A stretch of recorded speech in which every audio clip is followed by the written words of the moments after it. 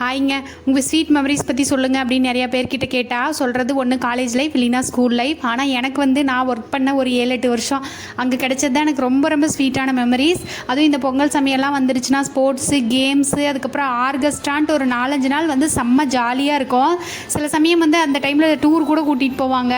அப்போ தான் நம்மளோட எக்ஸ்ட்ரா கரிக்குலர் ஆக்டிவிட்டீஸ்லாம் கொஞ்சம் கொஞ்சமாக வெளியே வர ஆரம்பிக்கும். ஒரு நாள் ஃபுல்லாக டான்ஸ் ஆடி முட்டி மோதி 2 நாள் கழித்து அப்புறம் தான் தெரியும் வலிக்கும் போதோ நம்ம டான்ஸ் ஆடிட்டு இருந்தோம்ல அதனால தான் வலிக்குதுன்னு சொல்லி. எல்லாமே செம்ம ஜாலியாக இருக்கும். அப்புறம் நேற்றுக்கு நம்ம வீட்டில் இஞ்சி பூண்டு பேஸ்ட் அரைக்க வேண்டிய வேலை இருந்துச்சுன்னு சொல்லிட்டு அதை தான் அரைச்சிருந்தேனா. அப்புறம் பருப்பு பொங்கி வர மாதிரி இருந்துச்சு குக்கரில் வைக்கும்போது. அப்போ ஒரு வீடியோவில் பார்க்குறப்ப ஸ்பூன் உள்ளே போட்டு வச்சிங்கன்னா பொங்கி வராதுன்னு சொல்லியிருந்தாங்கன்ட்டு அதை ட்ரை பண்ணலான்னு பண்ணேன். ஃபஸ்ட்டு விசில் வரும்போது லைட்டாக தான் தண்ணி வெளியே வந்துருந்துச்சு. செகண்ட் விசிலுக்கு எப்பயும் போல் தெரிச்சிருச்சு.